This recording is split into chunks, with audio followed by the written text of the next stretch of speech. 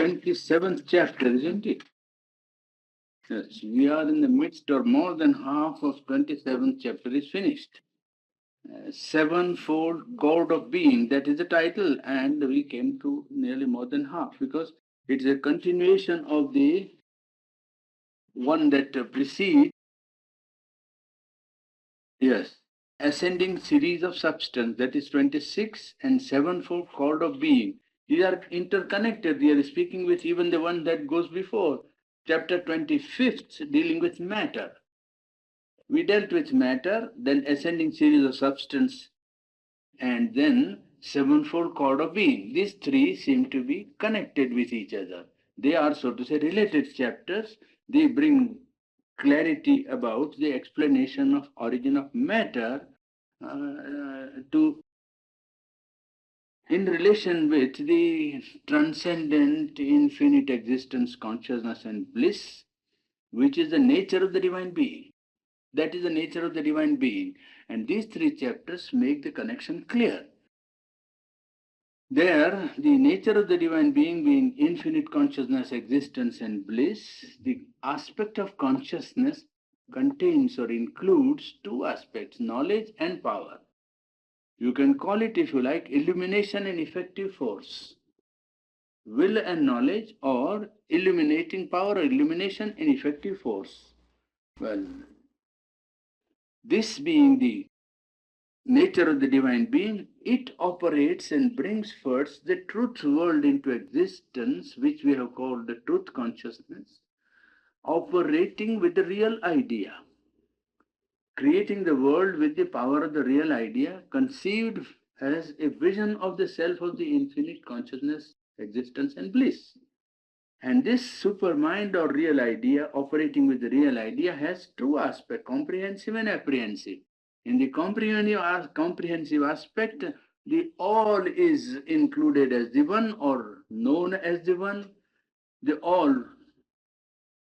is fixed into the one, so to say, and as one, all things in their manifold aspect are seen and put into operation. In the apprehensive aspect, each object or each personality or each thing is apprehended separately from the all, yet without losing the connection with the all. The concentration is on the individual aspect of eachness of each. Well, that operates and creates by descent mind, life and matter subsequently.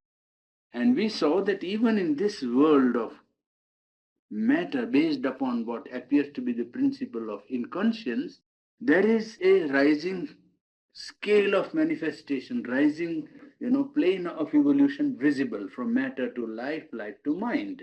This we see actually in operation. Therefore, the conclusion or corollary follows that no law that operates in the world or in the manifestation as we know it is an absolute law, because only the infinite can be absolute. Potentialities of the infinite, when it is manifesting, are endless, and therefore they cannot be determined. The form and the course of evolution cannot be fixed down to a rigid formula. Infinite would not be infinite if it has not complete freedom to assume manifold finiteness. Absolute must have, therefore, complete or boundless liberty or freedom of self-determination. That is why no law is binding, because the potentiality is infinite. And in this arrangement and scheme of self-determination of the Supreme, mind, life and matter are also needed. They are acting to the mind or the human consciousness as forces of ignorance, so to say. The triplicity, body, life and mind, or matter, life and mind, seem to be within the formula of ignorance to the mind. But looked at from the top of point of view of the higher consciousness or supermind, they three are needed. Needed in the sense that mind is needed in order, as we said, to create a self-diffusion of the Supreme in the universal or to create infinite centers without determining or limiting action, there would not be any cosmos. Such a limiting or determining action, we would not have a world of one and the many. And mind makes this determination for the infinite, therefore it is necessary. Only it is a subordinate term of the supermind, and so is life, and so is matter. A substance, a world of substance in which everything seems to be first divided and brings the substance of the original Brahman or infinite into materiality, the final point of subdivision or final point of finiteness. The second thing that follows from this is that even though a cosmos or a universe presents to us one front, we see the world, matter. We see another plane, life. We see third plane, mind. Now each seems to present one front, and it may present a front, only one side of this principle of substance, but that is only an appearance, because when one is there, all the others are also there included. In each principle, all the others are included. When you say of matter, well, in matter, mind is included, life is included, supermind is included. When you say of life, well, matter is included, mind, all the other principles are included. So when one is there, all the others are there, present or latent. They may be manifested or they may be latent. And in a world, all the seven, therefore, may be working at the same time. In another, they may be involved. You see, they may be involved. And evolution of the sevenfold power of being is therefore the destiny of this process of evolution. Therefore, matter has already evolved life, has already evolved mind, and must, by the logic of events or logic of our thinking, well, it must evolve the supermind because it is there involved. Therefore, no law is binding, and one aspect is not the last aspect. You see, the two things you must bear in mind. Because there are people who think along different lines and saying that mind being final, there is no escape from the mind and mind cannot be overpassed. Or people say that this universe is bound to the present formula and the laws are binding. The two have been answered here in one way. The supermind, now hidden, and there is apparent supermind is already working through mind, life, and body. But the hidden supermind in its purity, in its higher aspect, well, the question then you can say, is Earth the scene of this manifestation? And have mind, life, and matter or body put a limit to the operation of the supermind? That is a question really we have to answer. And he says, according to his thinking, the full growth of all the powers of substance must manifest in each. And as matter has already manifested life and mind, it should certainly be capable of manifesting supermind and Sachidananda here. Well, that brings you to the sevenfold chord of being. You see, that end of the chapter. Now, in the 28th chapter, we take up the subject of the overmind. And in that connection, the three things, supermind, mind, and overmind. This is the title of the chapter, showing that he wants to deal in this chapter with the relation between the supermind and mind, and overmind being an intermediate term. Because he says that how did this lapse into ignorance of mind, life, and body take place from the truth consciousness, from the supermind? Truth consciousness is the first projection of the divine, the nature of the divine being, the Vignan, supermind. Now, how did it lapse into mind? This lapse is not yet explained, he says. We have not dealt with it because mind is consciousness of division. Mind is being a consciousness of division is the basis of ignorance. Supermind being based on the infinite consciousness, existence and bliss is founded on truth, is based on reality. How did this division then come in the indivisible supermind? That is the question he is trying to put. What was the actual action by which this took place? And I think in that respect, some little explanation becomes necessary. That let's conceive of the supermind as this truth consciousness as the sun. This is truth consciousness. Now, if that is the sun, the rays of the sun operate all round. Now, you know, in astronomy, that there is a corona of the sun's light. There is a corona of the sun's light. Corona is the surrounding aura of light which surrounds the body of the sun. When there is a total eclipse of the sun, you see the corona, the lighted region round the edge of the sun's circumference. The circumference of the sun here is lighted altogether by this region. Now, imagine this region going further and further. This light going further. When this goes further, now this is the region of the overmind. You see, the one in which the corona of the sunlight, this is the truth consciousness, this is the supermind, the truth consciousness, the first projection out of the infinite consciousness, existence and bliss. This is the real idea working here. And the light working here is the overmind. It is from there that the mind here takes place. You see, the penetration of light takes place to mind. Till when it goes to the inconscient, now take another aspect, you see. This is the overmind, this is the supermind, this is overmind. And when it goes on penetrating further and further, it comes here into the inconscient. In the inconscient, the whole of the light is absorbed, and this becomes a dark shadow. That becomes a complete dark shadow. You see?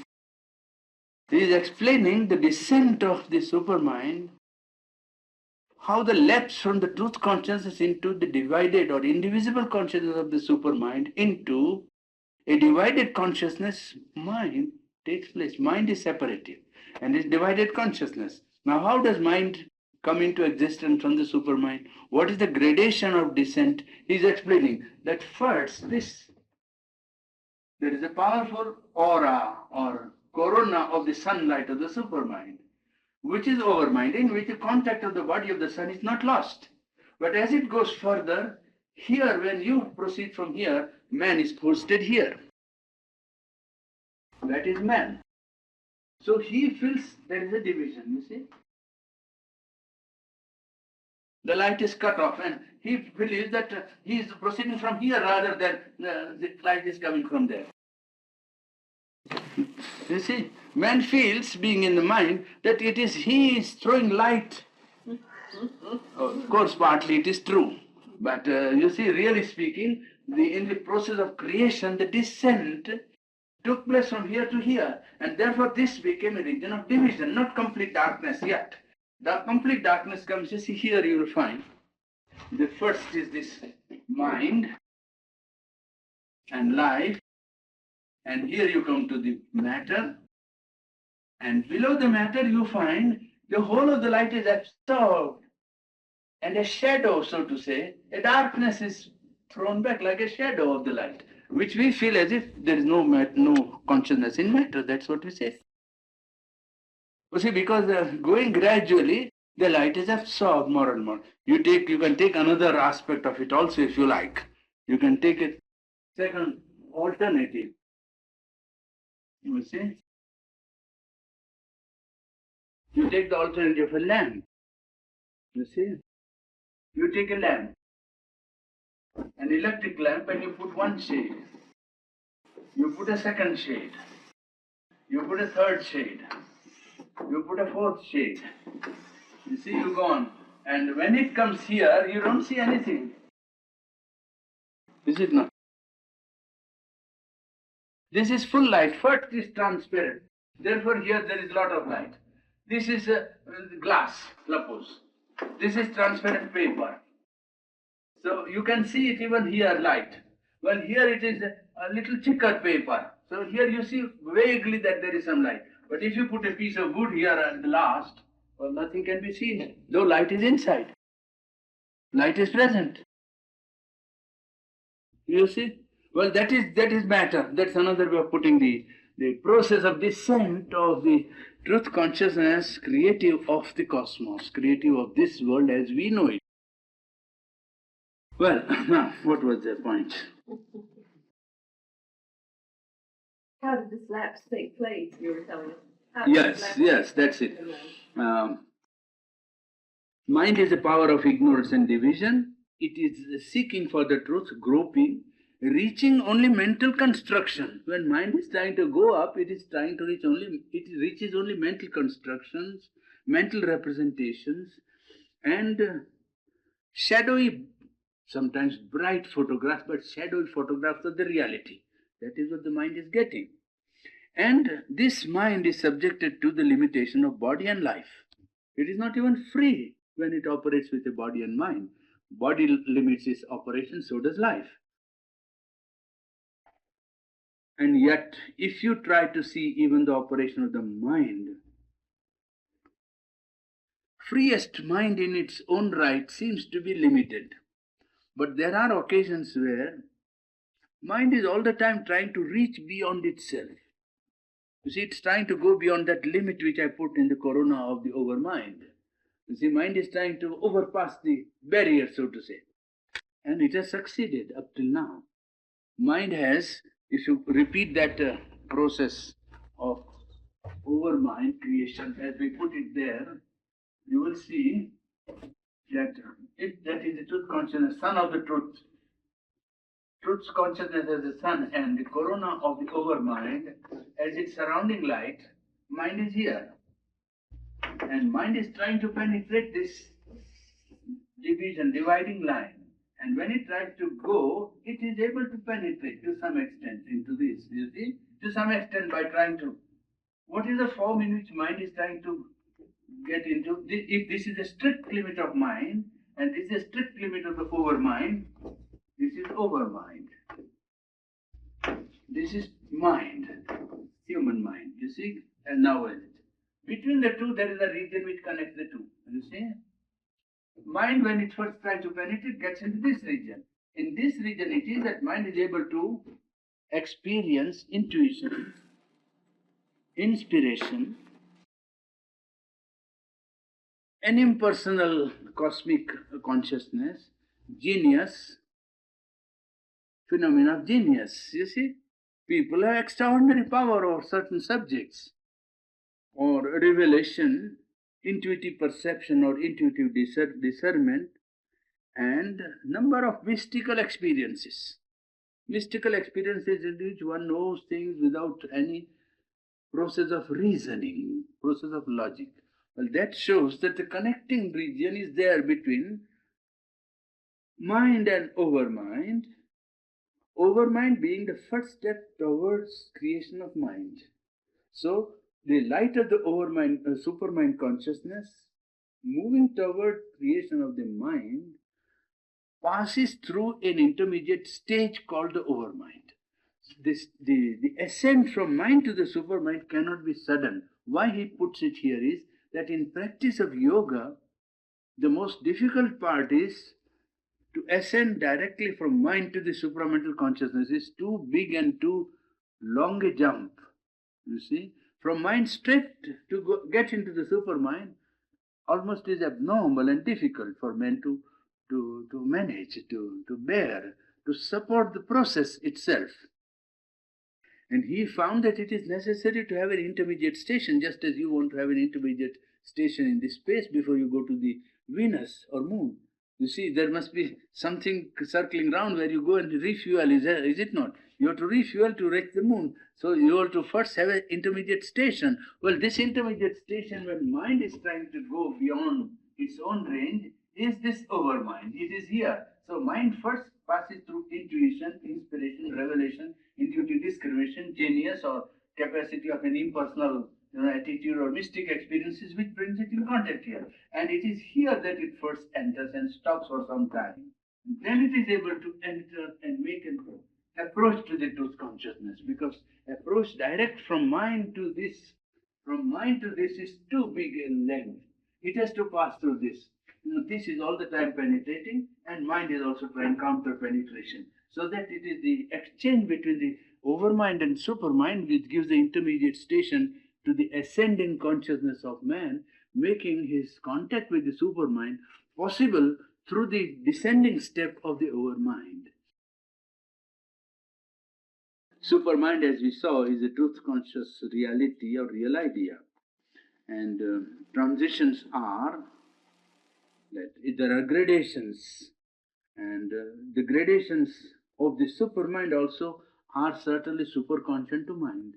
The gradation by which supermind descends are not mental gradations, and therefore mind, when it begins from below, it cannot know the gradation of the descent of the supermind. Mind cannot communicate with this, just as why mind can't communicate with animal easily. You can't easily communicate with animal consciousness unless you train yourself. Though it is known to each other, I mean, in certain respect, there is a correspondence and an interchange, and still mind is not able to know the operation of animal consciousness. Well, the same thing happens with regard to the mind trying to know the supramental. It cannot know. Just as one doesn't know animal consciousness, well, the mind consciousness is not able to know the overmind consciousness. So superconscient also is there to mind, just as mind doesn't know what is below, mind doesn't know what is above. The transition is there between the supermind and matter, or supermind and the lower creation, taking three steps: mind, life, and matter. And you will see that there will be two movements to arrive at this gradation by mind. If mind wants to ascend back, it can do by a double movement. First, the movement is inward. When the mind goes inward, the mental consciousness, when I say mind, I mean organized mental consciousness of man. So when it goes inwards, it goes into the subliminal. It goes into the subliminal, and the veil has to be rent between the external and the internal. When the veil is rent, veil is cut and removed, then it opens out into a vast, static, either silent self, and communicate with oneself, which is in all, self of others also. Well, either a vast universalization or psychicization takes place, or a dynamic descent takes place. The second way is that higher consciousness descends by the rending of the veil. When the veil is rent, the higher is able to enter and descend into the human consciousness. So by a descent of light, power, and knowledge from above, or by rending of the veil and opening out into universal consciousness, where one becomes capable of knowing the subliminal parts of one's own being and subliminal movements of universal nature. So in this transition from mind to the supermind, then how does it work out? From mind to the supermind, if you work out now, it will be, we take mind here, and you take supermind here. So from mind, the first level will be higher mind. The second layer will be, what is it? Illumined mind. Third layer will be, yes, intuitive mind. Fourth will be overmind. And overmind will directly put in contact, because that is the corona of the supermind, you see. So you are in the already, when you get into the overmind, you are in the corona, you see. That is overmind, and that makes a contact with the supermind, you see. That's how it goes. Higher mind, illumined mind, intuitive mind, overmind. This layer, we divide this like that. When mind ascends a little or allows the higher consciousness to descend, how does it feel? How does it know, this higher mind? First, that there is no thinking. In the higher mind, one doesn't say, I want to know. No. When there is something, it is put, and answer is come. That's all. So that it is like coming down of knowledge, rather than, darkness trying to pierce into light. No, it is light coming down, more or less, like a sea-like downpour of mass of spontaneous knowledge, as he puts it. which assumes the nature of thought when it comes to the mind. When it comes down to mind, it becomes a thought. But it comes down like an illumination, like light. Higher mind does not ratiocinate, does not think, does not, proceed from no knowledge to acquiring knowledge. It is as if knowledge is coming down. That is the nature of it.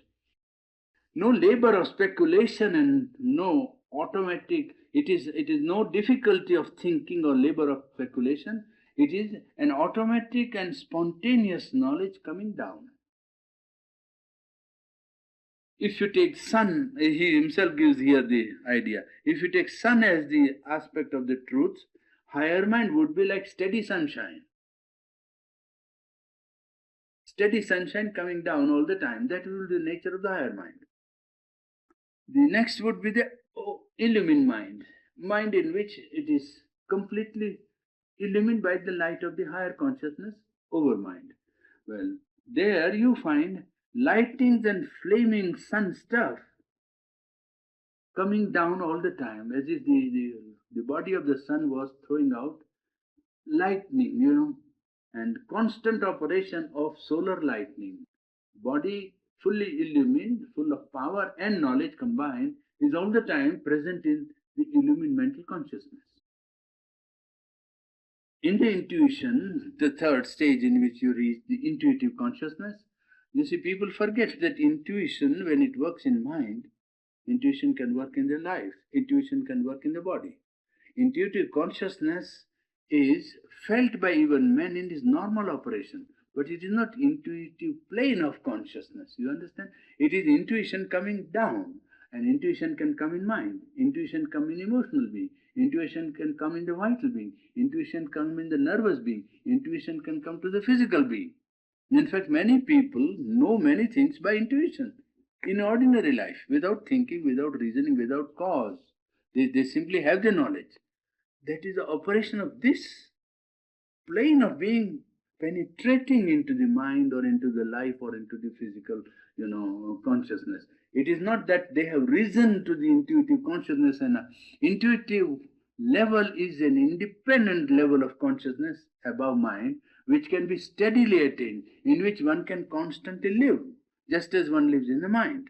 If one develops in spiritual life or consciously develops the intuitive consciousness, he can constantly live in intuition only. It's not necessary to come back and live in the mind. I am pointing it out because people have a wrong idea of the intuitive level of consciousness and intuition working in normal nature of man. Intuition does work in the normal nature of man in his mind. Mind often receives intuition about knowledge or action, or emotional being or vital being receives very often guidance from inside by a voice or by a suggestion or by some explanation which comes down intuitively into being. Or a discrimination works about 5 or 6 things presented to the human being, out of which he has to make one choice, and all the alternatives are of equal intellectual value. You see, there are occasions when one is faced with a situation in which he has to judge, and it is very difficult for mind to judge, because all the causes which make you decide in favor of one are equally strong in favor of the other. If the causes are 50-50, whether one should do this or not do this, or whether one should select this or choose this thing or not choose this thing, well, if the pros and cons are equally divided or equally forceful, well, mind is finding very difficult to decide on the plane of mind only. Well, what decides 9 times out of 10 is intuition, that this I choose. Well, that operates in normal consciousness. But if one attains the intuitive consciousness, then all works of the consciousness that are done can be all intuitive and not necessarily intellectual. The coming down of intuition is not an attainment of the intuitive consciousness. That's all that I want to stress. Now, on the intuitive consciousness, you will see that the thought is charged with truth, vision of truth also. The sensation that comes also carries the truth with it. Feeling that comes is truth, charged with truth. Action that one does is also goaded by or inspired by truth. And it all the time shows that it is, as it were, there is a direct contact of the truth consciousness all the time operating in and throwing its light into mind. You see, it is the edge of the sun, so to say. It is the last edge of the sun operating where the mind has come in contact with the edge of the sun and constantly is living in the light, whether it is thought or feeling or emotion or vital sensation or you say something, physical or action of the outside nature of man. Intuition establishes a constant contact with the truth consciousness, you see, through, of course, the indirect agency of the intuitive plane and operation of the overmind consciousness, which is a corona, carrying all the light of the truth consciousness. And this light is the edge. This intuitive plane is the edge of the sun, so to say. The corona comes to an end there, and you all the time live in it, therefore you are living constantly in contact with the truth consciousness indirectly. Well, then you come into the overmind consciousness, and then you find that this overmind consciousness is not individual. The moment you get into overmind consciousness, the first thing you realize is it is no one man's consciousness. It is global. So far as intuitive consciousness is concerned, you may say that it is working in you. You might feel that you are there all the time in intuitive plane, you see. But as soon as you get into overmind, well, you are not in your individual station. You immediately feel a vast cosmic expansion of consciousness. It feels as if light is covering the whole world, whole cosmos. The sunlight is holding the whole world within its light, and you don't feel that you are there as an individual. It is the sunlight, and infinite cosmic consciousness is there, and it covers the whole lower hemisphere of this knowledge and ignorance, mind, life, and body, or matter, life, and mind, and establishes a link with the truth consciousness. It is that which makes a connection between the supermind and the lower creation of mind, life, and matter, you see. So that supermind is like, as he puts it nicely, covers with its wing the whole triple creation of mind, life, and matter. It is not individual in that sense, it is cosmic. It veils also the face of the higher from sight of the lower. In one sense, it brings the light, in another sense, it closes the light. You see? From the low, you can't see the face of the truth, you see only the face of the overmind. So that it acts as a barrier, and this is what the Upanishad refer to as light is covered by a higher light, golden light, you see. Yes, one layer covers, a truth is covered, you see, by the golden lid, the face of the truth is covered, is it not? Face of the truth is covered by the golden lid. Well, this is the golden lid. You don't see that it is dark, it is light, and it covers the whole cosmos, and globes it, as he calls it, like wing of a vast, it is a, what is that bird? What do you call it? An eagle, you see? A cosmic eagle covering with its wing the whole triplicity, the lower mind, life, and matter, with its light. So that when you see that light first, and not the light with which it connects you when you reach there. When you reach the overmind consciousness, it puts you directly in contact with the overmind consciousness. But when you see from below, it seems as if it is shutting off the higher light from you. So that in one sense it acts as a step of descent, in another it acts as a step of ascent. You see, for the supermind, it is a convenient step to step down. From the mind, it is a convenient step to step up. You see, both ways it divides the two worlds of the truth and ignorance. You see, light and darkness. Yes, it intervenes with its flood of infinite possibilities. What is the form of this overmind consciousness? Infinite divine possibilities. And all possibilities given equal chance of self-realization. In the supermind, all are certainties. You see? But here you get a flood of infinite possibilities. It becomes therefore an obstacle and a passage. An obstacle to our seeking, because when you go, you feel infinite possibilities.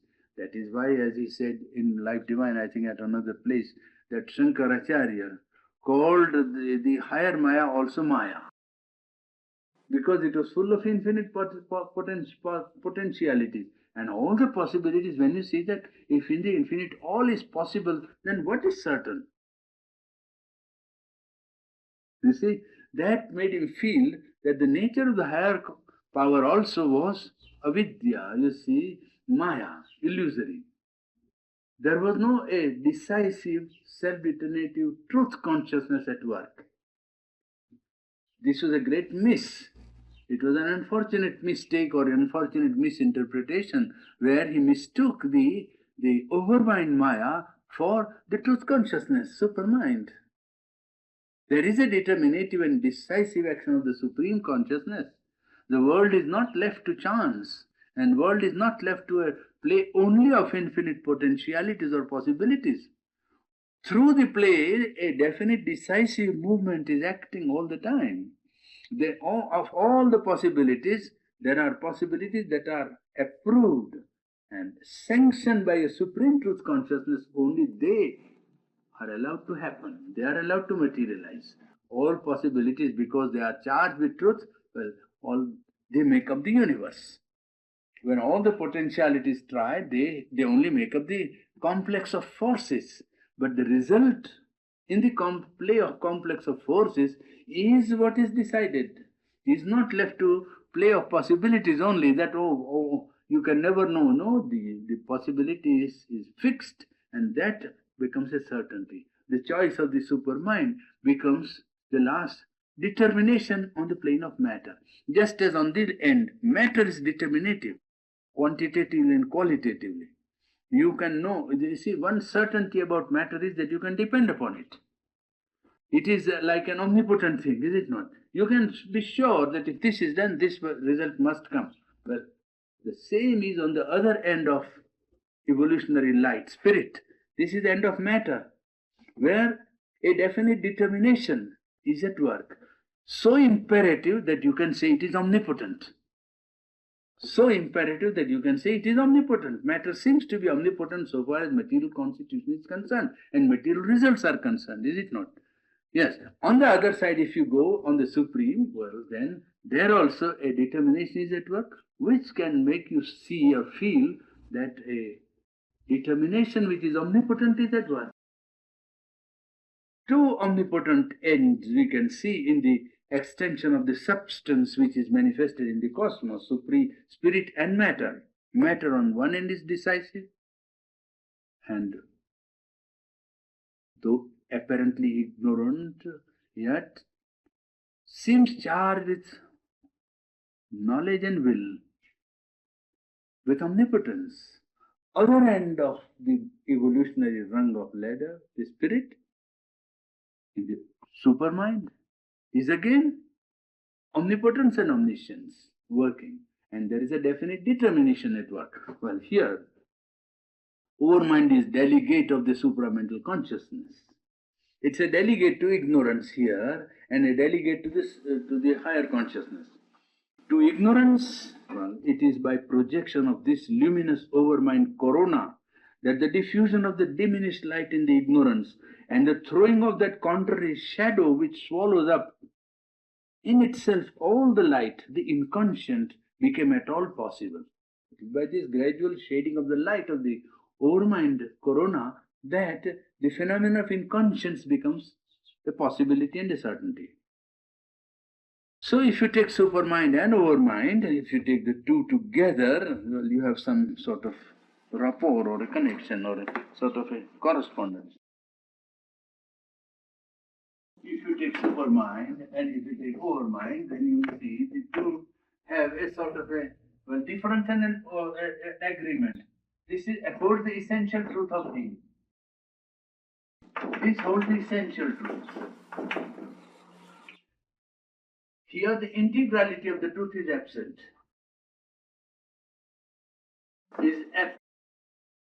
Truth is present, but integrality of the truth is present and not present. Here the essential truth is completely held. The truth of the total, that is to say. Integral, you see. And this is clearly one and many are held together here in clarity, in complete clarity.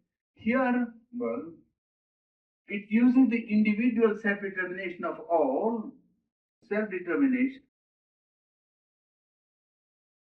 Here this self-determination without being limited by any other determination. So, number of self-determinations are at work at the same time. Here the total is held together and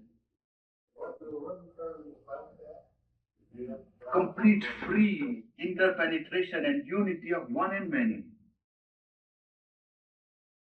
basing itself on the infinite. You see, one and many, and therefore a free interchange and mixing of the whole working out in the supramental truth consciousness. Total and individual determinations are held together. The all and the one and the many, they are held together in clarity, in complete, incomparable unity, and yet close interpenetration, free and full consciousness allowed to each other. The total one is free and full, each is again free and full in the supermind. In the overmind, the integrality is not present. It is aware of the truth. So overmind is conscious of the infinity and integrality. Uses this individual self-determination without being limited. But each aspect and each power is given an independent action. In the overmind, each is given an independent action to realize it, which acquires a separate importance. Each potentiality becomes separately important. For instance, one take Purush Prakriti. In the supermind, Purusha Prakriti are one, a single truth, two-aspected. You see, one aspect here in the supermind, you see Purush Prakriti, the subjective consciousness and the executive power. Purush Prakriti are, so to say, one, two-aspected. One aspect is on this side, another aspect this side, Purusha and Prakriti. But the thing is one. Here, there is already Purusha and Prakriti. Not completely divided, but you see, it is not that unity on which they are proceeding. The basis is independence is given to Purusha, independence is given to Prakriti. The nature part, you see. Yes. Being and dynamics, for instance. The being consciousness and flow or movement, dynamics, is one. Here, Purusha and Prakriti in the overmind become separate, dealing with each other. They are able to deal with each other, they know each other, can have relation with each other, but they are not one, you see, two aspects of one entity, inseparable in their essence. In the supermind, the real idea holds the whole thing one and total. Whereas here, in the overmind, millions of possibilities are released into action and each empowered to create its own world, capable of relation and interplay, even communicating with others, but charged with an idea or forced to realize itself. In the supermind, say for instance, if democracy was there, it will not go against equality. In the supramental truth consciousness is the basis of what is democracy in the mind, because really speaking, there is no democracy in the supermind. But the basis of democracy in the supermind and basis of equality, there will be no contradiction. But here, when it drops into overmind, the idea of democracy will be allowed to work separately. Idea of equality will be allowed to work out separately, and then it naturally, at the beginning, they all know that ultimately the truth is one, but still, when it actually drops into mind and into life, well, it goes on dividing more and more, is it not? It can come in conflict, in fact, in life. Yeah. That's what creates conflict in life, you see. That is that. The unity being lost of the origin, then it becomes parent of division and parent of ignorance, you see. Yes. Overmind at one evening talk, he finally explained to us when we asked him that you till now said about the supermind and now you say it is overmind, and how is that to be set right with what you said before? So he said overmind is not division yet. It is like a bundle of many seeds which you hold. It is one. He said it is like a bundle of, said, million seeds you hold in one bundle. So the bundle is one. Overmind is one. Now, if million seeds are let, naturally they all, tend to divide, you see, and they each become something separate in itself. Well, it is not yet division, but it holds all the potentiality of division within itself. It's like a packet, a packet of seeds, yes. The real idea in the overmind gets broken up into many sides and each independent, into million forces, not only ideas. There in the supermind, the force and consciousness is one. Consciousness and force is one in the supermind, but in the overmind, the force and consciousness become divided into many, many forces and, many consciousnesses, so to say. And now you take up the distinction between mind and overmind, if you take. This is what you saw about the supermind. If you take mind and overmind, and now you take up the distinction between mind and overmind, if you take. This is what you saw about the supermind. If you take mind and overmind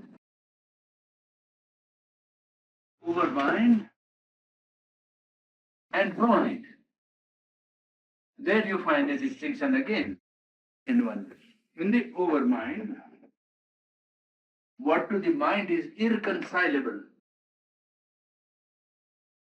Opposites, is it not? The differences are opposites, you see. Irreconcilable differences becomes your coexistent, correlative. What to the mind is contraries become in the overmind complementaries. See? Well, in the mind, if you take matter or life, each separate, completely divided from the rest.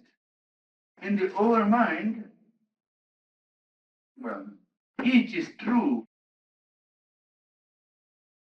Here, each is excluded, you can say, from the other. Here, each is true and includes the other. Of mind and over. Each is ignorant of the other in the lower. Life is not ignorant of mind. Life is ignorant of mind. Mind is ignorant of life. You see? Mind and life do not know each other in the lower mental consciousness. But in the overmind, each knows the other. In the lower, mind does not know life, life does not know mind. Of course, there is no question of matter knowing anything because mind does not see that matter knows anything. So there is a complete division between the mind, life, and matter in the lower mind, in the lower ignorance. Whereas in the overmind consciousness, there is no exclusiveness because each knows the other. Overmind, therefore, is a principle of cosmic truth. All dynamisms as well as separate dynamisms are present. A total dynamism and each dynamism. Its comprehension is global rather than integral. You see, inclusive rather than, well, taking up the synthesis of what is happening. It includes that without the principle of integration, without the principle of bringing it into a organization conforming to the central truth. Its totalities are global wholes, not organized integrated wholes. For instance, he says, all religions would be true. In this overmind, all religions would be true. Because they will say it's a, well, expression of one religious impulse. So in the overmind, all religions should be true. In the supermind, when that truth is presented, well, perhaps some religions might be thrown out as not true. You see? From the supramental point of view, not true here in the, from the overmind, it will be true. For instance, from the point of view of overmind, all religions would be perhaps true, a development of an eternal religion. No superior and no exclusive right to be true. All would be necessary to the whole in the overmind. And when it comes down to the mind, then you know what happens to this idea of all being true, you see. Overmind, therefore, can be said to be a play of possibilities of knowledge, a power which makes ignorance possible, which makes, because the play of possibility promotes this less knowledge and therefore, well, makes ignorance possible, in one sense inevitable when it goes further and further from the central truth, till it leads to the fragmentation in the inconscient. And the one total truth is concealed by this fragmentation, by this breaking up into small parts. The one is concealed in the inconscient. It is there even in matter, in the fragmentation. And yet, underlying this separation, there is oneness. That is what makes you capable of dealing with matter on a basis matter was one. In spite of all elements and atoms being completely divided and separate, still the unity is there. Underlying oneness drives towards harmony. The underlying oneness on each plane is making for harmony. So that even when fragmentation and division has taken place, the division is not allowed completely to isolate, things from each other, but division is made to make an effort for realizing the harmony and unity, because unity is there at the basis. The oneness is there. That is why you find in animals or in elements effort at aggregation, coming together. In the element, the herd instinct and so on. The drive of unity is there, visible. Harmony with the rest of existence is underlying. Harmony is trying to come to surface. In the supermind, to the overmind, to the mind, between supermind and overmind, the veil is transparent. The veil is transparent. Overmind all the time depends upon the supermind for whatever force, knowledge, power, or potentiality it receives. And when it comes to the mind, the veil becomes thicker. Same. In the mind, the veil becomes a little more thick. When further up, well, each thing becomes completely separate. Even in mind, the ignorance is not complete. Ignorance is not complete because division is not carried out to the last. Mind is capable of unities and, conceptions of wholes in which many finites are included, you see. The complete division comes when it sinks into inconscience of matter. And because mind is not completely ignorant, it becomes possible in mind to organize some kind of right relation and organization of elements and of things which mind acquires, the knowledge of which mind acquires. Mind we have called limited knowledge, or you can call it ignorance, but it is not false knowledge or error. See, the basis is not false. The whole outlook which some of the philosophies and religion have cultivated is that mind is absolutely something to be, well, looked down upon or abandoned or something all the time creative of falsehood. See, and those shows clearly how mind becomes only a shade of the higher life, you see, the higher light, the higher consciousness. It is a distortion or a sort of intervention of a veil rather than creation of something which is contrary to the original reality. It does not create something contrary to the original reality. It's complete, and the complete separation takes place when it descends into matter. And when it descends even into matter, it's not an illusion. There also, it's not completely illusory. And overmind communicates with the organized mind through intuition, through intimations of the mind, through light that comes to the mind, through mind trying to universalize itself by its effort at discovery and finding out the truths, by its seeking for truth. It is rewarded by the overmind by giving it first knowledge of the one, knowledge of the whole, and application in power, which makes the mind go further and further toward the light. So that a complete separation, even in matter, does not make the whole process illusory. Over mind, through intuition and through other intimations in the mind, well, puts the flashes of light into the lower, and they do come through the ignorant consciousness even of mind, only they were intermittent. Even now, intuitions, overmind and supermind are working, only their action in the present constitution of man is concealed. And the process for problem for man is to make it conscious. So that as ascent from mind to the higher mind, illumined mind, intuitive mind, overmind, and supermind, that seems to be the rung of the ladder to reach the truth consciousness. That is a problem, and it can be solved by rending the veil by going inside, or by a possibility of descent to the higher consciousness into the present constitution of man. That finishes the first part of life. One more chapter one more subject we shall take, but not of the text. It is an independent subject which answers the present position of intellect, that by intellect, science, and ethical endeavor, problem of man could be solved. We will take up that only and end this part of the work. Afterwards, when some of the subjects are taken up, we will take up 3 or 4 questions from the life divine, origin of ignorance, or the creation of centers of light in life and the process and so on. 1 or 2 or 3 questions we'll take up. But as this basis is laid down, it makes now the problem comparatively easier to follow, you see, once, because the basis of understanding is there now, that establishes the basis of life divine.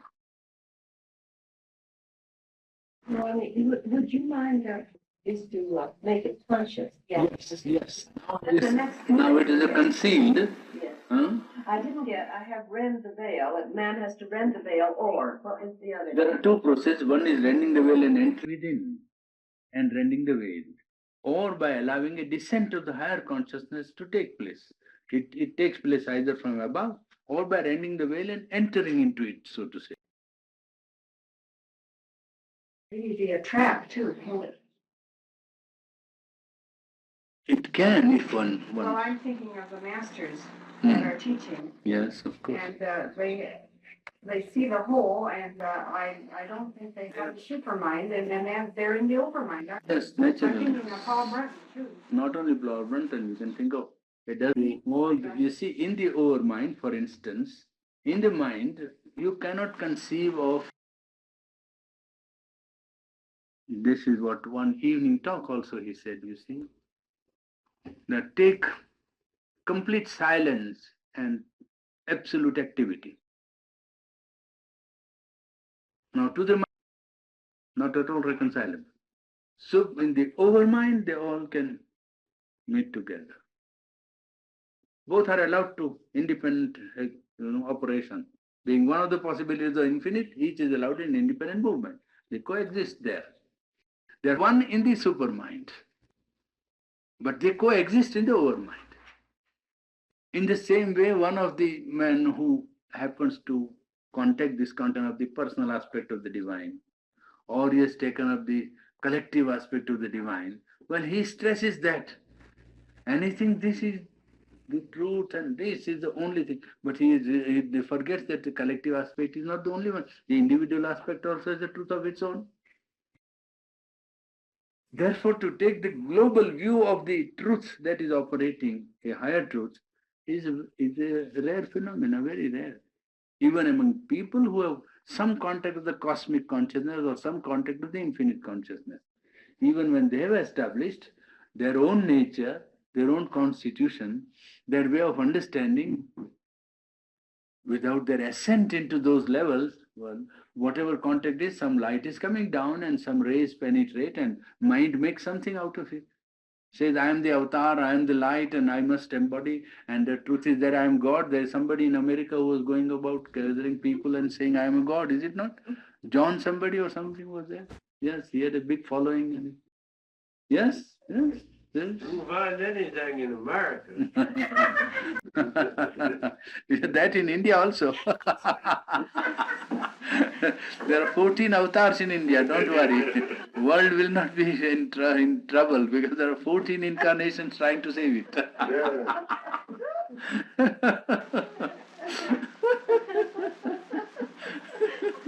We got it saved over here, though. We've quit trying, we've got it done. One day I had two people tell me you're the incarnation of Jesus. Absolute. They're absolutely sure. Yes. Absolutely sure. Know it for sure. Yeah.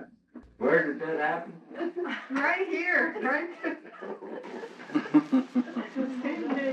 And very sincere. And they have spiritual experience. Yes, that's what happens. I must be an incarnation of the devil.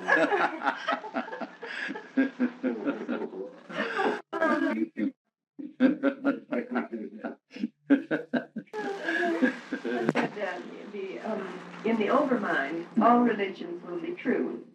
And Yes, then I have what you said about the mind, but I don't have what you said about the supramental. That would give me a feeling of it. Yes. You know, overmind, all religions will be true. In the supramental, Well, what? perhaps the very origin of religion will be known.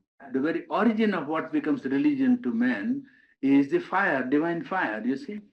One will only know what is at the back of all religions, you see. There will be no all religions, but the root of all religions, so to say, which is the divine fire, you see, which descends in man and becomes the fire. Yes. So that in the supermind, it will be only fire. The higher you go, the Yeah. more intense, in other words, isn't it? The more intense and the more concentrated, the Yes. more intense, the Yes. higher you go. Intense the aspiration, you mean? Or intense the working? Just that it's more concentrated, and so that it's more intense, and say the vibrations are more intense with it. Yes, and also not only intense, but remember, it is a double process of, intensity and wideness happening at the same time. Because in intensity, there is a kind of idea that it comes to a point. No, in this process, the intensity increases and the wideness increases. Unlimited, infinite. It is terrific. In other words, the nearer you get to the sun, the hotter it is. Yeah, that's it. You have the fear of being burnt completely. That's it. The fear of complete annihilation of the self, which is necessary.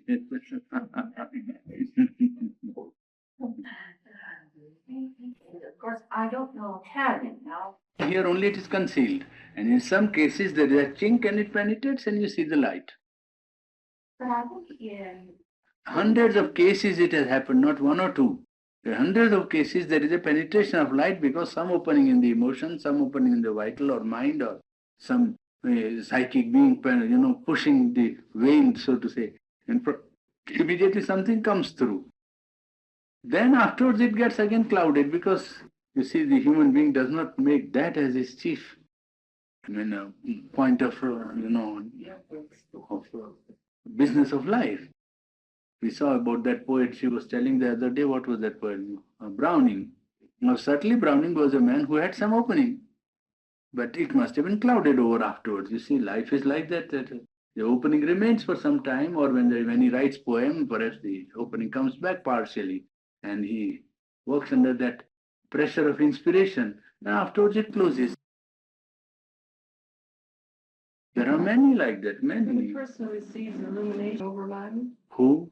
when a person receives illumination, Hmm. is that the working of the overmind? Not in all cases. It might be only intuition. It might be illumined mind. It may be higher mind. Overmind is very rare. Very rare. some operation of the overmind one may feel, but not overmind itself. Overmind is overwhelmingly wide, you see. Would be a complete, widening of consciousness. And Well, aren't there different stages of illumination? yes, that's it. You from the mind you go to the higher mind, illumined mind, intuitive mind, and overmind. That's how you generally progress. You see. Is cosmic consciousness? Yes, Is that over? it is cosmic, in the sense that it is cosmic, not completely lost contact with the light yet. Because cosmic consciousness, when it becomes mental in the mind, it becomes double play of knowledge and ignorance, light and darkness. When overmind enters the mental belt, so to say, and it becomes a mental overmind or mental, world or universe, then that mental universe is a double play of light and darkness. But in the overmind, it is connected always with the supermind, and therefore the light is not lost to the overmind in the cosmic consciousness of the overmind, and therefore you can say that it is, well, cosmic consciousness that has not yet become darkened. Cosmic consciousness in light.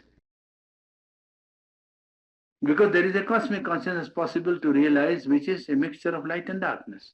And indeed, many of the people who realize are, subject to that double play without knowing how to get into the play of the overmind. Even then, that always constantly the connection with the truth is there. And then you can hit upon some truth if you are sincere about finding the truth only.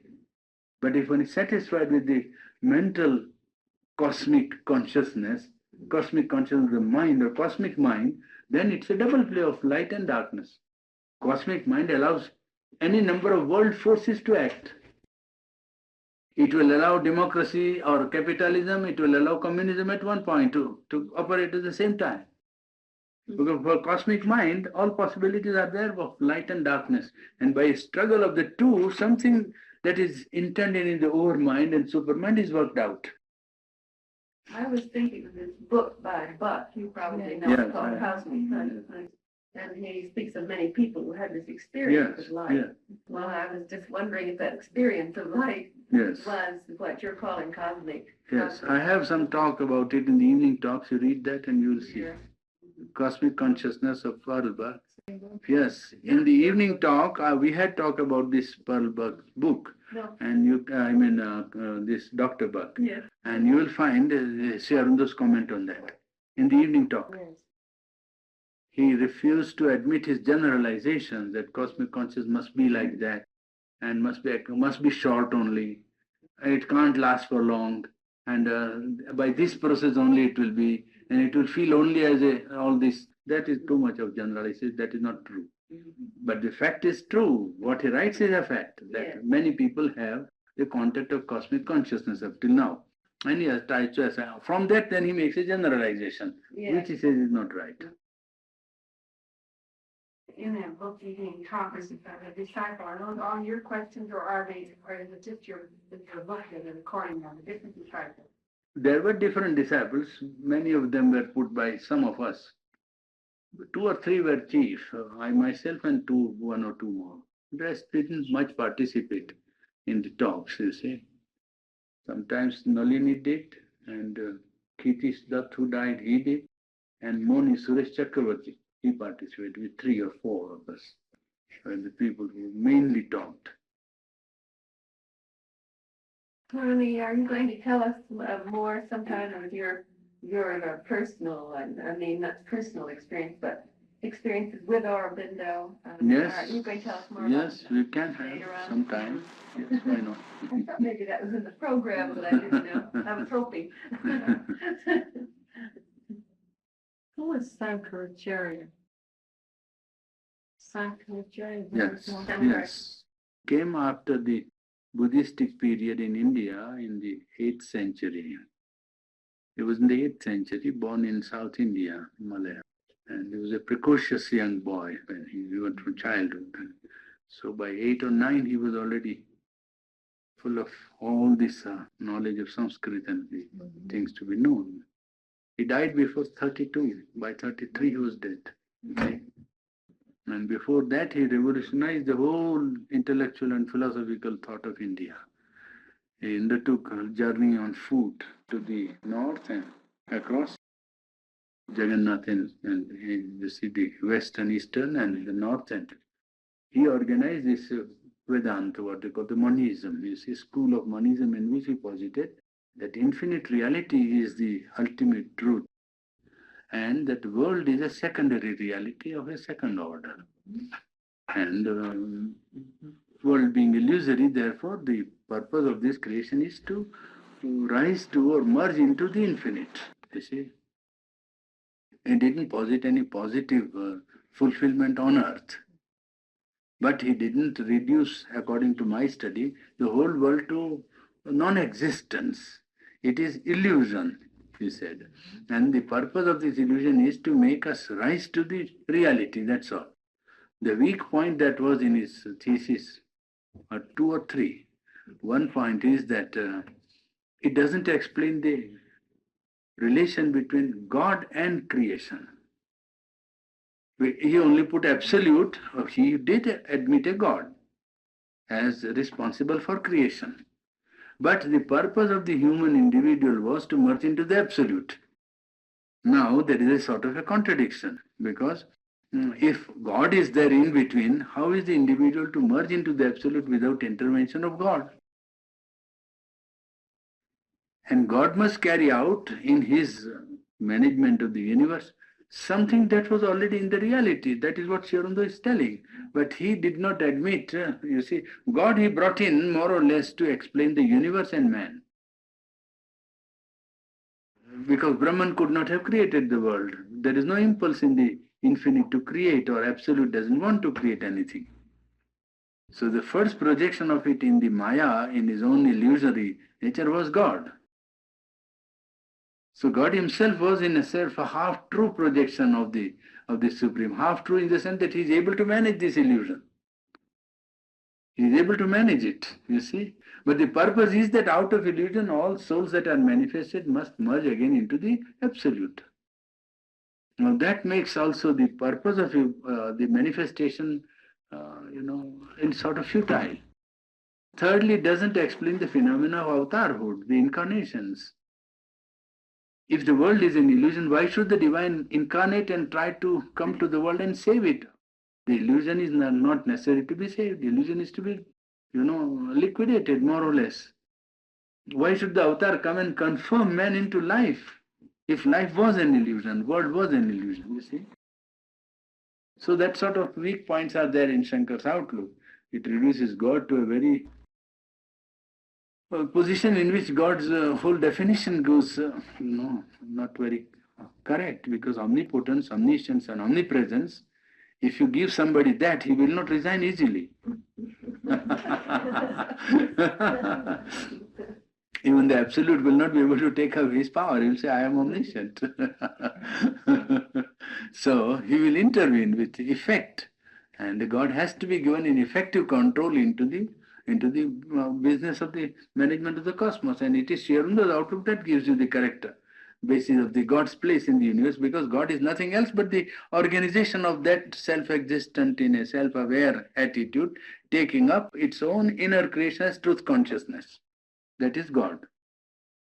And it is that which has become all that. So that the immanence of God, also omnipresence, is philosophically made very clear. I mean, there is no clearer position of an omnipresent reality than Sri Aurobindo's presentation. I don't think there is anywhere more cogent and more rational and convincing explanation if you grant consciousness or being or spirit as the basis of the whole universe. It is the most consistent explanation. Well, an organic synthesis in this respect that it's all life and we evolve from one stage to another, and the light comes down, of course, it's convoluted. And I don't think you can think of it in much of any other way, and yet, unless you want to get like kind of lost, because the supermind is so colossal and quite removed from our ordinary comprehension. so far that we have to believe that it exists there and that it. No, though we believe it on a more positive evidence within ourselves. The aspiration for perfection. You forget about supermind. Unless when you want to explain the whole universe to you from the base of God, then supermind will come in and say, I am here. But if you don't want to bother yourself and say, well, oh, supermind is too great, let it be there. Where is it here? Then you can say it is here in the form of your aspiration for perfection. Some kind of higher status of consciousness than what you are in. You can, if you are religious minded, you will say you want to realize God. If you have an ethical basis, you will say I want to realize truth. If you are a social minded, you will say I want to improve society. Is it not? You will say I want to have self-control or I want to have this. Well, all that is an operation of that here. It is that which is working here in man and not allowing him to rest satisfied with what he is now. You see, and he will not be allowed to rest satisfied till he makes an effort. So the short way is to answer the demand of the supermind by making the effort. Then the whole of it will be supporting you. Yeah, that's wonderful. That's what Sri Aurobindo and Mother say.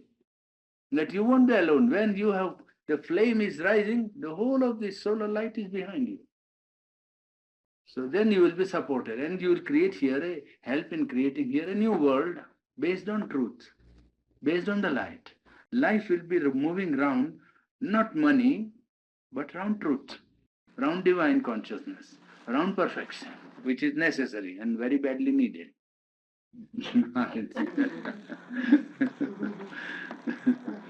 Because there is the one thing that is lacking in the whole progress of man, so-called. He doesn't think of perfection at all. He thinks of acquisition and finding out more means of making himself comfortable, till he becomes a slave of what he creates, and slave of all the instruments that he has created.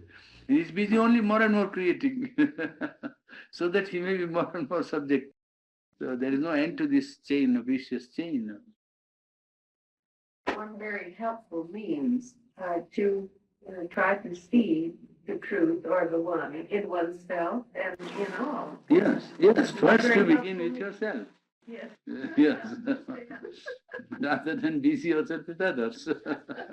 Because that is a general impulse of man, because mind is always an outgoing instrument and sense is also.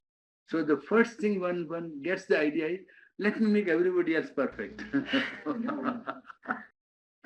We must change the world. And he has pointed out very little work. Begin with yourself. That's all. One must begin with oneself, and all the world will begin to change from one end. You see, that is the end.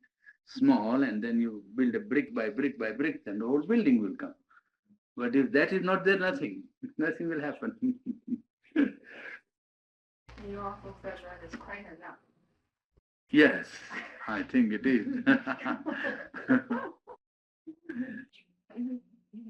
Somewhere to try to see the one in all. Yes. If all impinge on your consciousness, you reduce them to the one and deal with them first, and forget what they are, because then there will be always problems. I know all about that. That is. We see the sun, Yes. but I don't think many of us, unless we're scientifically trained, have any idea of what the sun does to this earth through photosynthesis alone. Yes, The trace in the radiation of energy and how it affects our organisms, human organisms. Why, it's the source of all life. Even science has to admit it's the source of all life. Even pure material science has to admit that that is the source of all life. Only they are afraid that it will one day go out. Which I don't believe, but still they believe that one day it will be completely, it will be, put out of action. They are looking to that time. I don't think the time is rather far. There may be some connection, a brief connection in between the supermind and the sun. Yes, yes. The sun is the material symbol of the supermind. That's quite true. Sun is the symbol of the supermind in matter. Quite correct. That is why people worship the sun. Not this only, but because it represents that. The Parsis, the Zoroastrians, and in many religions there is sun worship. You see, in India also, in the Veda also, the sun is worshipped. It is the symbol of illumination of knowledge. It's a material representative or symbol of the supermind. It's admitted as the origin of all life, even by science. They can't get out of that fact. And one astronomical student for astronomy conference was there, and then the astronomers were discussing. Somebody said that the sun will go out after so many million light years. And another, light year is a year in which the light travels in 1 second, 186,000 miles. In 1 second. Now calculate 1 year. That's 1 light year. And some million light years. So one old dame was sitting there in the meeting and she said, what is the discussion about? They said that the sun will be out. Oh, I said, when? Said that he says that it will be so many million light years, and this man says, no, not so many, few years less. So what's the light year? She asked. Oh, he said, there is no hurry about it. It's all right. We need not be worried. It's all right. We needn't be worried about the fate of sun. This is of Germany with me. I'll just give you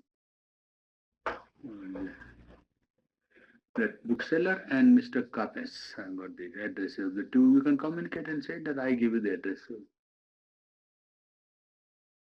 Carlo Schurer is a bookseller. He is dealing in books, so you can straight away ask him for details about books of Aurobindo in German language. And he will be quite ready to give you all the information and details. How many languages do you know, Brian? Well, as far as I know, in many languages, even there is an effort in Spanish, I heard. Yeah, Somebody in Argentina is doing it. And French, of course, some have been already translated. German? And German. German is a number of works, 4 or 5 works now already.